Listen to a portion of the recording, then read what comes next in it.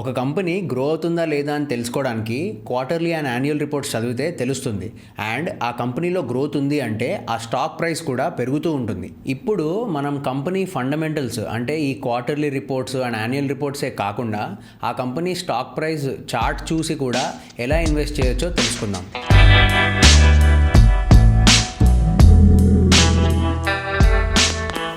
అందరికీ నమస్తే. Trading in Telugu ఛానల్కి వచ్చినందుకు థ్యాంక్ యూ. నా పేరు మనీ. ఈరోజు మన topic how to use technical analysis for investing. అంటే కంపెనీలో ఇన్వెస్ట్ చేయడానికి చార్ట్స్ని ఎలా యూజ్ చేయాలి అండ్ ఆ కంపెనీ అసలు గ్రోయింగ్ స్టేజ్లో ఉందా, ఒకవేళ గ్రోయింగ్ స్టేజ్లో ఉంటే ఎంట్రీస్ ఎలా తీసుకోవాలి, ఎగ్జిట్స్ ఎలా తీసుకోవాలనేది ఈరోజు ఈ వీడియోలో డీటెయిల్గా చూద్దాం. స్టాక్స్లో ఇన్వెస్ట్మెంట్స్ అంటే జనరలీ మోర్ దెన్ 5 yearsకి చేస్తారు. ఇప్పుడు ఈ 5 years అనేది కంపల్సరీగా అంటే అలా ఏం లేదు. కానీ మీరు ఏదైనా మంచి స్లో అండ్ స్టడీ గ్రోత్ ఉన్న కంపెనీని ఎంచుకుంటే అండ్ మీరు 5 years కంటే ఎక్కువ దాంట్లో ఇన్వెస్టెడ్గా ఉంటే మీకు హై రిటర్న్స్ వస్తాయి. మీరు ఏదైనా స్టాక్ కొన్నారు కదా అని స్టాక్ అక్కడ నుంచి పెరుగుతూ పోదు. ఏ స్టాక్ అయినా అప్స్ అండ్ డౌన్స్ ఉంటాయి. ఎలాగైతే బిజినెసెస్కి అప్స్ అండ్ డౌన్స్ ఉంటాయో స్టాక్స్కి కూడా అలాగే ఉంటాయి. అండ్ మీరు మీ ఇన్వెస్ట్మెంట్స్కి మంచి టైం ఇస్తే ఆ అప్స్ అండ్ డౌన్స్ అన్నీ ఓవర్కమ్ అయ్యి మంచి సైకిల్స్ని రెస్పెక్ట్ చేసినట్టు ఉంటుంది అండ్ మీ ఇన్వెస్ట్మెంట్స్కి మంచి రిటర్న్స్ వస్తాయి. సో ఇన్వెస్టింగ్కి చార్ట్ అనాలిసిస్లో ఫస్ట్ స్టెప్ ఏంటి? ఫస్ట్ స్టెప్ వచ్చేసి టైం ఫ్రేమ్. మీరు చార్ట్ని ఏ టైం ఫ్రేమ్లో చూడాలి అని. మనం చేసేది ఇన్వెస్టింగ్ కాబట్టి ఎక్కువ టైం ఫ్రేమ్లో చూస్తాము, ట్రేడింగ్ అంటే తక్కువ టైం ఫ్రేమ్లో చూస్తాము. సో ఇన్వెస్టింగ్కి మీరు వీక్లీ చార్ట్ చూడొచ్చు, మంత్లీ చార్ట్ కూడా చూడొచ్చు. But I prefer weekly charts. కొంతమంది డైలీ చార్ట్స్లో కూడా చూస్తారు. కానీ ఆ daily charts investing generally less than 3 years or 1-2 years ఇన్వెస్టింగ్కి డైలీ చార్ట్స్ చూస్తే సరిపోతుంది. మీరు ఇన్వెస్ట్మెంట్ చేయడానికి ఒక స్టాక్ ఎంచుకున్నారనుకోండి. లెట్స్ సే ఫర్ ఎగ్జాంపుల్ మీకు కంపెనీ నచ్చింది, అంటే ఆ కంపెనీ గ్రోత్ ఉంది అండ్ ఫ్యూచర్లో కూడా ఈ కంపెనీకి చాలా గ్రోత్ ఉంటుందని మీరు నమ్ముతున్నారు అంటే మీరు ఫస్ట్ చేయాల్సింది ఆ స్టాక్ని చార్ట్స్లో వీక్లీ టైం ఫ్రేమ్స్ పెట్టి ఓపెన్ చేసి చూడండి. ఇలా చూస్తే మీకు అసలు ఆ స్టాక్ లాస్ట్ 5 years ఎలా ఉంది అండ్ గ్రో అవుతుందా లేదా అనేది క్లియర్గా అర్థమవుతుంది. మీకు మల్టిపుల్ కంపెనీస్ యొక్క వీక్లీ చార్ట్స్ ఓపెన్ చేసి చూపిస్తాను ఎగ్జాంపుల్స్కి. మీకు అర్థమవుతుంది ఆ కంపెనీస్ గ్రో అవుతున్నాయా లేదా అని. సో ఫస్ట్ ఎగ్జాంపుల్ మనం రిలయన్స్ తీసుకుందాము, ఇండియాస్ బిగ్గెస్ట్ కంపెనీ. అండ్ ఈ కంపెనీ లాస్ట్ 10 years ఎలా పర్ఫామ్ చేసింది అనేది వీక్లీ చార్ట్స్లో ఒకసారి చూపిస్తాను చూడండి. ఫస్ట్ మీరు investing.com ఓపెన్ చేయండి అండ్ మీకు ఆల్రెడీ చూపించాను. investing.comలో ఇప్పుడు మనం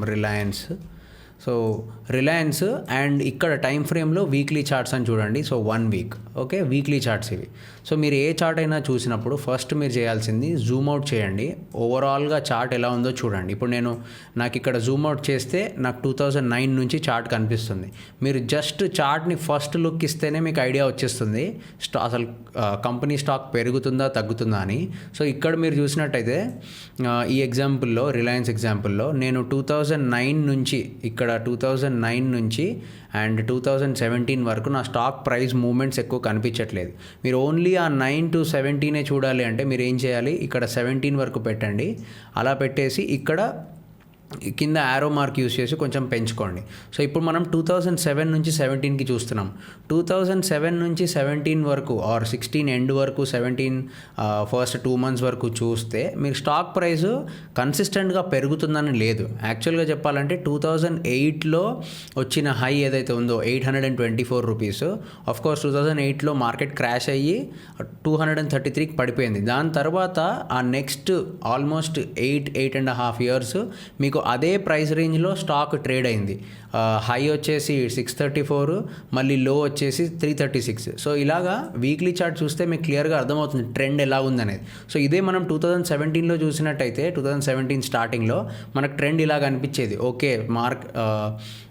ఓకే రిలయన్స్ స్టాక్ అంతగా పెరగట్లేదు, అక్కడక్కడే ఉంది అని మీకు ఒక ఐడియా వస్తుంది. ఓకే, సో ఇలాగా. కానీ 2017 నుంచి పిక్చర్ మారిపోయింది. రిలయన్స్ పెరగడం స్టార్ట్ అయింది. ఆఫ్కోర్స్ అది కూడా మీకు క్లియర్గా కనిపిస్తుంది. ఇప్పుడు ఒకవేళ మీరు last 5 years 2020 to 2015 last 5 years చూసుకుంటే ఓకే, ప్రైసెస్ 433 నుంచి పెరుగుతూ వచ్చాయి. మేజర్ గ్రోత్ మీరు 2017 నుంచి కనిపిస్తుంది, ఇక్కడ నుంచి కనిపిస్తుంది.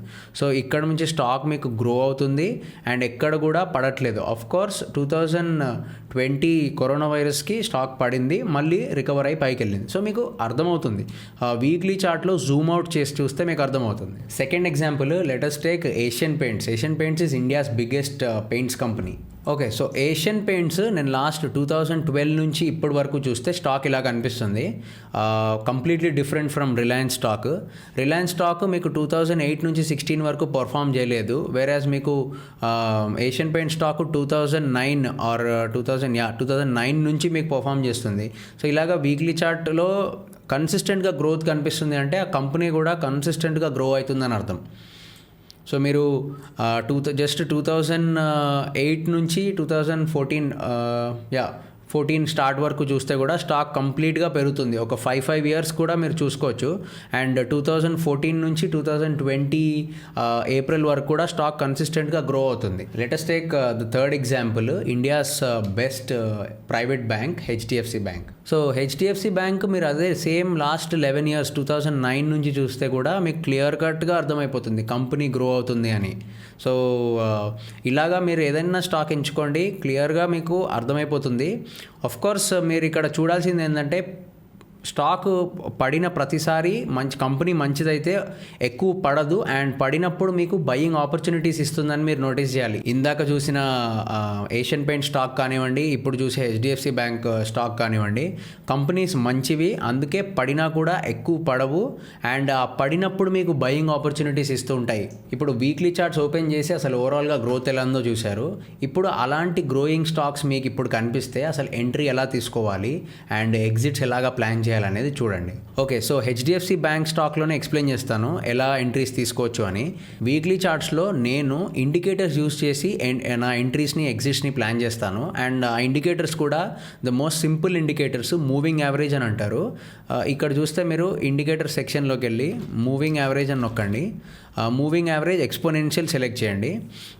ఎక్స్పోనెన్షియల్ సెలెక్ట్ చేశాక టూ మూవింగ్ యావరేజెస్ కావాలి మనకి. సో 2 మూవింగ్ యావరేజెస్ సెలెక్ట్ చేశాక మీరు ఈ మూవింగ్ యావరేజ్ పక్కన 9 అని ఉంది కదా, అదేంటంటే మీకు ఎన్ని క్యాండిల్స్కి మీకు మూవింగ్ యావరేజ్ క్యాల్కులేట్ చేయాలి అని అడుగుతుంది. నేను ఒక 50 క్యాండిల్స్కి ఒక మూవింగ్ యావరేజ్ పెడతాను, 100 క్యాండిల్స్కి ఒక మూవింగ్ యావరేజ్ పెడతాను. సో 50 పెడుతున్నాను కాబట్టి ఇక్కడ సెట్టింగ్స్లో మీరు 50 అని సెలెక్ట్ చేయండి. అండ్ ఆల్సో 100ది మీరు 100 అని సెలెక్ట్ చేయండి. అండ్ ఆల్సో 100ది మనకు డిఫరెంట్గా కనిపించాలి కాబట్టి జస్ట్ కలర్ మార్చి థిక్నెస్ పెంచితే మాకు క్లియర్గా అర్థమవుతుంది. సో 50ది 100ది మీకు క్లియర్గా డిఫరెన్స్ తెలుస్తుంది. ఓకే, సో ఫర్ ఎగ్జాంపుల్ మీరు 2014లో ఈ స్ట్రాటజీని ఇంప్లిమెంట్ చేస్తున్నారు అనుకోండి. హెచ్డిఎఫ్సి బ్యాంక్ స్టాక్ 2014 వరకు మీరు చార్ట్ చూస్తారు. ఓకే, స్టాక్ కన్సిస్టెంట్గా పెరుగుతుందని చూస్తారు. ఈ స్ట్రాటజీ మీరు ఇంప్లిమెంట్ చేస్తే ఎంత రిటర్న్స్ వచ్చేవో చూద్దాం. ఫస్ట్ ఈ స్ట్రాటజీలో మీకు ఇందాక చెప్పినట్టు 50 and 100 ఈఎంఐస్ అప్లై చేశాక మీరు కన్సిస్టెంట్గా చూస్తే స్టాక్ ప్రైసెస్ ఎప్పుడు కూడా ఈ 50 and 100 వీక్ ఈఎంఐస్ అంటే ఈ లైన్స్ ఏవైతే ఉన్నాయో వాటి కిందికి వెళ్ళవు. ఒకవేళ వెళ్ళాయి అంటే ఆ స్టాక్స్ బాగా పడ్డాయని అర్థం. సో 2008లో క్రాష్ వచ్చినప్పుడు మీరు చూస్తే ప్రతి స్టాక్ మీరు ఈ 50 and 100 వీక్ ఈఎంఐ కిందే ఉంటుంది. ఎందుకంటే global financial crisis and stock market crash అయింది. సో ప్రతి స్టాక్ కిందికి వస్తుంది. ఇప్పుడు 2014 వరకు మీరు చార్ట్స్ చూసుకుంటే ఓకే 2008 నుంచి స్టాక్ పెరుగుతుంది. ఇప్పుడు నేను ఎక్కడ కొనుక్కోవచ్చు, ఎంట్రీ ఎలా తీసుకోవచ్చు అంటే స్టాక్ ఎప్పుడైనా ప్రతిసారి మీ ఏదైనా ఈఎంఐ టచ్ అయినప్పుడు మీరు ఎంట్రీ లాగా ప్లాన్ చేయొచ్చు. అంటే ఇప్పుడు ఫర్ ఎగ్జాంపుల్ 2014లో మీరు చూస్తున్నారు కాబట్టి 2014లో జనవరి టైంకి ఇక్కడ స్టాక్ మీకు మీ ఈఎంఐని టచ్ అయింది. సో ఇక్కడ కొనుక్కోవచ్చు. మరి ఇక్కడ కొనుక్కున్నప్పుడు స్టాప్ లాస్ ఏమని పెట్టాలి అంటే నేనైతే ఈ స్టాక్ ఎప్పుడైతే ఈ 100 వీక్ ఈఎంఐ కిందికి వచ్చి పైకి వెళ్తుందో, ఇప్పుడు మీరు ఇక్కడ చూసుకున్నట్టయితే 2011 డిసెంబర్లో స్టాక్ ఇక్కడ వరకు వచ్చి మళ్ళీ పైకి వెళ్ళింది. సో నేను ఇక్కడ కొనుక్కుంటున్నప్పుడు ఇక్కడ స్టాప్ లాస్ పెట్టుకోవడానికి కంఫర్టబుల్ నాకు. అలాగే మీకు కంఫర్టబుల్ ఇది అనిపిస్తే ఇది పెట్టుకోవచ్చు. అండ్ అక్కడే మీరు మీ ఎంట్రీ తీసుకున్న పాయింట్ దగ్గరే ఇక్కడ ఒక లో పాయింట్ ఉంది. కాకపోతే ఆ లో పాయింట్ ఏంటంటే జస్ట్ ఆ వీక్లో ప్రైస్ వచ్చి వెళ్ళిపోయింది, అక్కడ ఓపెన్ క్లోజ్ కానీ ఏం జరగలేదు. సో ఇది కూడా పెట్టుకోవచ్చు. But for me most logical would be a stop loss here. Okay, so మీరు ఇక్కడ ప్రైసెస్ చూసినట్టయితే 2014 మీరు ఈ వీక్లో కొనుక్కున్నట్టయితే which is January last week 320 ఆ ప్రైస్లో కొనుక్కోవచ్చు. అండ్ 320కి మీ స్టాప్ లాస్ వచ్చేసి 200, ఇక్కడ లో 199.6. సో ఆ 199.6 దగ్గర స్టాప్ లాస్ పెట్టుకొని కొనుక్కోవచ్చు. సో అలా కొనుక్కుంటే మీరు కొన్న ప్రైస్ నుంచి యాక్చువల్లీ స్టాక్ పైకి వెళ్ళిపోయింది, ఎప్పుడు కూడా అక్కడికి మళ్ళీ రాలేదు. Of course that is after 2 weeks. మనం కొనుక్కున్నాక 2 వీక్స్ అక్కడే ఆ ప్రైస్ రేంజ్లోనే ఉంది. మీరు చూస్తే ఇక్కడ 2 వీక్స్ అక్కడే ఉంది స్టాక్, అండ్ తర్వాత మూవ్ అయింది. అండ్ ఇది చార్ట్ వల్ల మూవ్ అవుతుందని నేను అనట్లేదు. కంపెనీ మంచిగా ఉంది కాబట్టి, ఆ కంపెనీలో గ్రోత్ ఉంది కాబట్టి మూవ్ అవుతుంది, అండ్ ఆ మూవ్మెంట్స్ మనం చార్ట్స్లో చూస్తున్నాం అంతే. సో 2014లో 320 ఆ ప్రైస్ రేంజ్లో మన ఎంట్రీ, అండ్ మన స్టాప్ లాస్ వచ్చేసి 200, రైట్. సో ఇప్పుడు మనం ఎంటర్ అయ్యాక మూవ్మెంట్స్ మీరు చూస్తే పైకి వెళ్ళింది. కోర్స్ స్టాక్ మంచిగా పర్ఫామ్ చేసింది కాబట్టి పైకి వెళ్ళింది. సో పైకి వెళ్తూ ఇప్పుడు మనం స్టాక్ నేను 320 కొన్నాను, ఆల్మోస్ట్ 560 వరకు వచ్చింది. 560కి వచ్చి మళ్ళీ నా 489కి పడింది. మరి ఏం చేయాలి? జనరలీ నేనేం చేస్తానంటే స్టాక్స్ పడే అప్పుడు నేను అమ్మను, ఎందుకంటే ఆ స్టాక్ పడుతుంది కానీ ఎక్కడి వరకు పడుతుందని నేను చూస్తాను. సో ఇప్పుడు మీరు ఇక్కడ చూసి ఈ ఫాల్లో చూసినట్టయితే ఆ స్టాక్ ఈ ఈఎంఐ ఏదైతే ఉందో, మన 50 ఈఎంఐ ఏదైతే ఉందో అక్కడి వరకు వచ్చి పైకి వెళ్ళింది, మళ్ళీ అక్కడి వరకు వచ్చి పైకి వెళ్ళింది. సో ఎప్పుడైతే స్టాక్ ఈ కింది వరకు వస్తుందో అప్పుడు నేను అలర్ట్ అవుతాను. అండ్ అలర్ట్ అయినప్పుడు కూడా అంతా బాగానే ఉంది అంటే స్టాక్ ఇక్కడ టచ్ అయిన ప్రతిసారి నేను యాడ్ చేసుకుంటూ ఉంటాను. సో మనం 320 కొన్నాము, మరి ఎక్కడైనా అమ్మామా అంటే మనం అమ్మలేదు, ఎందుకంటే కంపెనీ బాగానే ఉంది, గ్రోత్ బాగానే ఉంది, అండ్ ఇక్కడ టచ్ అయింది మళ్ళీ ఇక్కడ వరకు వచ్చిందంటే మళ్ళీ మనకి ఇన్వెస్ట్మెంట్ ఆపర్చునిటీ వచ్చినట్టు. మళ్ళీ 494కి అండ్ 470స్కి వచ్చిందో ఈ ప్రైస్ రేంజ్లో నేను మళ్ళీ యాడ్ చేసుకుంటాను. సో అలాగా యాడ్ చేసుకున్నాక మళ్ళీ కంపెనీ స్టాక్ పైకి వెళ్తుంది. సో ఇది మీరు చేయాల్సింది. కాకపోతే ఇది అన్ని చార్ట్స్ ఇలానే కనిపిస్తాయంటే కనిపించవు. కంపెనీ గ్రో అవుతుంది కాబట్టి చార్ట్ ఇలా కనిపిస్తుంది మీకు. సో ఇప్పుడు ఇంకొక డౌట్ ఏంటంటే మరి ఇట్లాగా కంపెనీ స్టాక్స్ ఎప్పటికీ పెరుగుతూనే ఉన్నాయి అనుకోండి, మనం ఎగ్జిట్ ఎలా తీసుకోవాలి, ఎంతవరకు వదిలేయాలి అనేది అది పర్సనల్ చాయిస్. యాక్చువల్లీ నేను 320 కొన్నాను అనుకోండి, లెటస్ సే కొంతమంది నాకు 4 టైమ్స్ స్టాక్ 4 టైమ్స్ అయితే నాకు చాలు అని అనుకుంటారు. కంపెనీ ఎంత గ్రో అయినా నాకు డబ్బులు అవసరం ఉన్నాయి, ఆర్ నా ఇన్వెస్ట్మెంట్స్ వేరే దగ్గర చేద్దాం అనుకుంటున్నాను, ఇలాంటి ఏ ప్లాన్ ఉన్నా కానీ వాళ్ళకి ఓకే అనిపించినప్పుడు అమ్మేయడం కూడా చేయొచ్చు. కానీ చార్ట్ ప్రకారంగా కొన్ని కంపెనీస్ ఎగ్జిట్స్ చూపించవు, కొన్ని కంపెనీస్ చూపిస్తాయి. ఇప్పుడు హెచ్డిఎఫ్సి బ్యాంకు ఇక్కడ మీరు ఇక్కడ చూసుకున్నట్టయితే ఈ కరోనా వైరస్ ఫాల్లో ఈ లో ఎప్పుడైతే క్లియర్ అయిందో అక్కడ క్లియర్గా ఎగ్జిట్ చూపిస్తుంది. సో అక్కడ ఎగ్జిట్ అయిపోవచ్చు కావాలంటే. కాకపోతే ఏంటంటే మీరు 1305 రూపీస్ నుంచి 900 రూపీస్ వరకు ప్రాఫిట్స్ని మిస్ అవుతారు. అది న్యాచురల్ ఇన్వెస్టింగ్లో. మీరు చూసుకోవాల్సింది మీ ఎంట్రీ ప్రైస్ ఎక్కడుంది అండ్ ఎంతవరకు మనం రిటర్న్స్ వచ్చాయనేది మీరు చూసుకోవాలి. ప్రతి హైని లోని క్యాచ్ చేయడం అనేది ఇంపాసిబుల్ యాక్చువల్లీ. ఓకే, సో ఇంకొక ఎగ్జాంపుల్ టైటన్ కంపెనీ చార్ట్ చూపిస్తాను.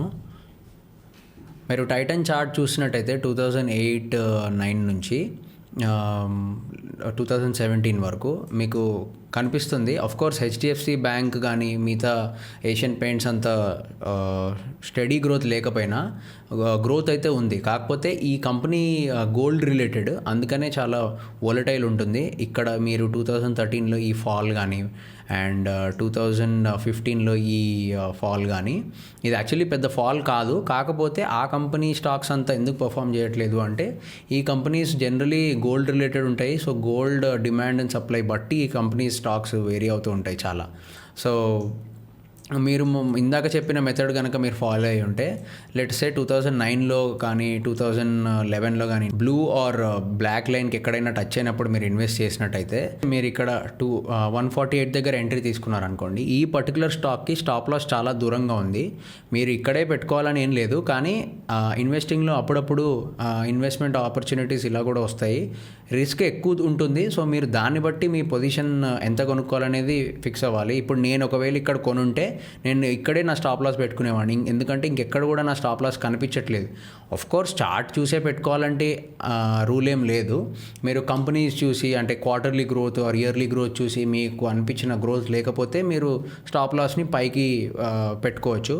సో దాన్ని బట్టి కూడా చేసుకోవచ్చు. బట్ చార్ట్ వైజ్గా చూస్తే ఇది ఎంట్రీ అండ్ ఇది స్టాప్ లాస్. సో ఈ ఎంట్రీకి ఇప్పుడు ఈ ఎంట్రీకి మూమెంట్స్ చూస్తే ఇలా మూవ్ అయింది, లైక్ 308 వరకు వెళ్ళింది. కానీ 308 వరకు వెళ్ళాక మళ్ళీ ఇక్కడికి వచ్చినప్పుడు మనం యాడ్ చేసుకుంటాం, ఎందుకంటే టచ్ అయింది కాబట్టి. కానీ టచ్ అయింది, యాడ్ చేసుకున్నప్పుడు మన స్టాప్ లాస్ని కూడా వాటికి ఏదైతే యాడ్ చేసుకున్నామో దానికి క్లోజర్ స్టాప్ లాస్ పెట్టుకుంటాం. సో ఇక్కడ యాడ్ చేసుకున్నప్పుడు 253కి నేను ఇక్కడ 204లో స్టాప్ లాస్ పెట్టుకుంటాను. ఆ స్టాప్ లాస్ నాకు ఈ 2013 6th మంత్లో హిట్ అయింది. ఓకే, సో హిట్ అయినప్పుడు నేను బయటకు వచ్చేస్తాను ఆ క్వాంటిటీకి. సో ఈ పర్టికులర్ స్టాక్లో అలా మూమెంట్స్ ఎక్కువ ఉన్నాయి కాబట్టి మన స్టాప్ లాస్ హిట్ అయ్యి మనం బయటకు వచ్చేసాము. అండ్ ఓవరాల్గా మనం ఇక్కడ ఎంట్రీ తీసుకున్న క్వాంటిటీకి స్టాప్ లాస్ కూడా పెట్టచ్చు, ఎందుకంటే ఇక్కడ ఈ 100 EMA కిందికి వచ్చి ప్రైస్ క్లోజ్ అయింది అక్కడ. సో క్లోజ్ అయినప్పుడు ఆ లోని పెట్టుకోవచ్చు మీరు స్టాప్ లాస్. సో మీరు ఇక్కడ స్టాప్ లాస్ మూవ్ చేయొచ్చు. ఆర్ మీకు అలా కాకుండా పైనే లైక్ ఒకసారి ఇక్కడికి వచ్చాక మళ్ళీ పెరుగుతుంటుంది. జనరలీ ఈ మూమెంట్స్ కామన్, స్టాక్ పడి పెరగడం అనేది. ఒకసారి పడడం చూశాక మళ్ళీ పెరగడం కోసం వెయిట్ చేసి ఇంకా పెరిగింది అని అమ్మేయచ్చు, కొంతమంది అలా కూడా చేస్తారు. So that is again something which is very subjective. మీరు మీ ఓన్గా ప్లాన్ చేసుకోవాలి. అది నేను ఇట్లా ప్లాన్ చేసుకున్నాను, మీకు నచ్చినట్టు మీరు ప్లాన్ చేసుకోవచ్చు. సో ఈ పర్టికులర్ స్టాక్ మళ్ళీ 2013 నుంచి మూమెంట్స్ చూస్తే ఈ ఈఎంఏ లైన్స్ దగ్గరకు వచ్చి వెళ్ళింది. ఆఫ్కోర్స్ కొన్ని పీరియడ్స్ అంటే 2015 నుంచి 2016 మిడ్ వరకు ఇక్కడే ఈ ఈఎంఎస్ దగ్గరే ఉంది, because there is no much improvement in the company. And stock కూడా అందుకే పర్ఫామ్ చేయట్లేదు. కానీ మళ్ళీ ఎప్పుడైతే కంపెనీ ఇంప్రూవ్మెంట్ చూపిస్తుందో అప్పుడు ఈ స్టాక్స్ పైకి వెళ్ళడం స్టార్ట్ చేస్తాయి. సో మీరు క్వార్టర్లీ నంబర్స్ కానీ ఇయర్లీ నంబర్స్ కానీ ఈ టైంకి చూస్తే మీకు గ్రోత్ ఉండదు, అందుకే స్టాక్ కూడా అంతగా గ్రో అవ్వదు. సో చార్ట్ని చూసి ఇన్వెస్ట్మెంట్ ఎలా చేయాలనే చూశారు. ఇప్పుడు చార్టే కాకుండా మనం ఇన్వెస్ట్ చేసే ముందు ఇంకేమేమి తెలుసుకోవాలనే ఒక క్వశ్చన్ వస్తుంది. నేనైతే చార్ట్ చూశాక ఇన్వెస్ట్మెంట్ చేసే ముందు నా దగ్గర ఒక 3 క్వశ్చన్స్కి ఆన్సర్స్ ఉండాలి అని అనుకుంటాను. ఆ 3 క్వశ్చన్స్ ఏంటంటే, ఫస్ట్ క్వశ్చన్, నా రిస్క్ ఏంటి? అంటే ఈ కంపెనీలో నేను ఇన్వెస్ట్ చేస్తున్నాను, ఫ్యూచర్ బాగా ఉంటుంది, గ్రోత్ ఉంటుందని అనుకొని ఇన్వెస్ట్ చేస్తున్నాను, అంతా బాగానే ఉంది. కానీ ఒకవేళ మనం అనుకున్నట్టు జరగకపోతే మన రిస్క్ ఏంటి, మనం ఎక్కడ బయటకు వస్తాము అండ్ అది ఎలా డిసైడ్ చేస్తాము అనేది మీరు ఫిక్స్ అవ్వాలి. రిస్క్ని మీరు 2 వేస్గా డిఫైన్ చేసుకోవచ్చు. మీరు చార్ట్ యూస్ చేస్తున్నారు కాబట్టి చార్ట్లో స్టాప్ లాస్ పెట్టుకోవచ్చు, నేను ఇందాక చెప్పినట్టు. ఆర్ స్టాప్ లాస్ చార్ట్లోనే కాకుండా మీరు రిజల్ట్స్ ప్రకారంగా కూడా పెట్టుకోవచ్చు. అంటే company quarterly results and yearly results మీరు ఫాలో అవుతూ మీరు అనుకున్న ప్రకారంగా రిజల్ట్స్ రాకపోతే నేను ఎగ్జిట్ అవుతాననే రూల్ మీరు పెట్టుకుంటే ఈజీ అవుతుంది.